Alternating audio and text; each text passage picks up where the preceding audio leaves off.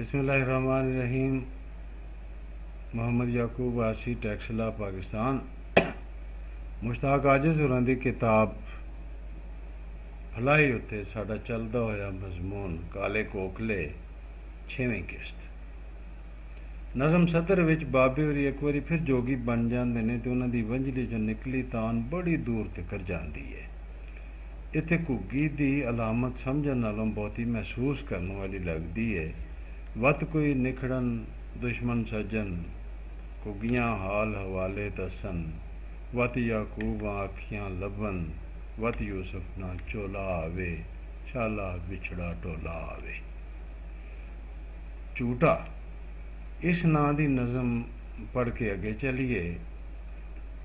खुला वेड़ा विच धरेकां पाया चीक मकौड़ा, सारियां इस नां झूठा किदा की बहुता बहु कई थोड़ा, जो थोड़े ते साबर शाकर उसते मालिक राजी, लम्हियां इरसां वाला झगड़ा आप नबेड़े काजी। जिवें मैं पहलों कहा सी, बाबे होरां दियां निक्कियां निक्कियां नज़मां असल विच वड्डियां बड़ियां डूंघियां ने ते सट भी डूंघी थां ते जाके मारदियां ने। एक एक नज़म दा बयान मेरी गलबात नूं बहुत लम्मा कर देवेगा। असीं नज़म वंगां दी गल कर रहे सां। इसे अंग दी नज़म कुल्लू छबक्का यानी किकली विच मेल मलाप, प्रेम प्रीत, सदरां चावां दी गल जवान जज्बियां नूं अनारदाने दी रियायत नाल बहुत नाजुक बना जांदी है।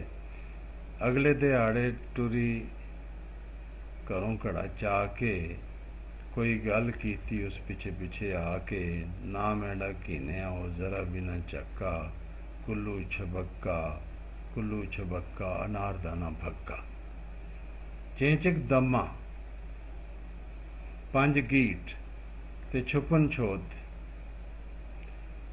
अज दे दुखियार जमाने विच बड़ी कीमती शायरी दे नमूने ने। ये नज़मां विच मुश्ताक आजिज़ होरी जिथे अपने बीते होए रंगले वेलियां नूं पूरे वेरवे नाल ताज़ा करदे ने, उत्थे अपने कारी नूं भी अपने जज्बियां दी खुशबू विच नुआ देंदे ने।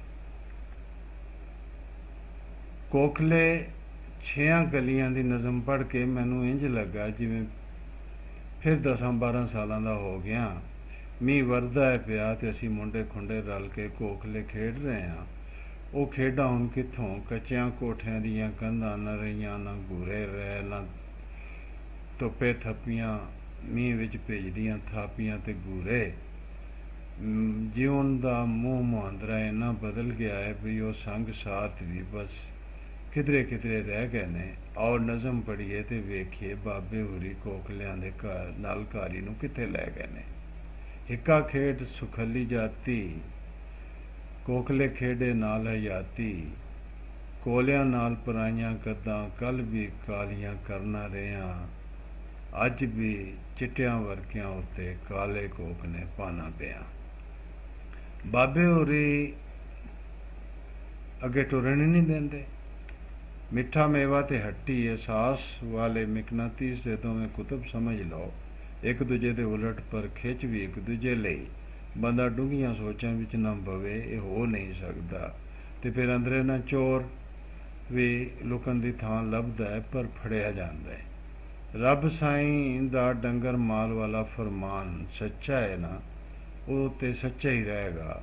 ਕਾਲੇ ਕੰਮ ਕਰਤੂਤ ਨਾ ਛੋੜੇ, ਚਿੱਟੀ ਹੋ ਗਈ ਦਾੜੀ, ਹੁਣ ਅਮਲਾ ਨੀ ਕਾਲੀ ਕਟਵੀ, ਠੱਡੇ ਚੁੱਲ੍ਹੇ ਚਾੜੀ, ਕਿਸ ਕਸ ਹੱਡਾਂ ਵਿੱਚ ਧਸ ਗਈ ਤਾਂ ਮੈਂ ਸੁੰਡ ਮਲੱਠੀ ਕਾੜੀ।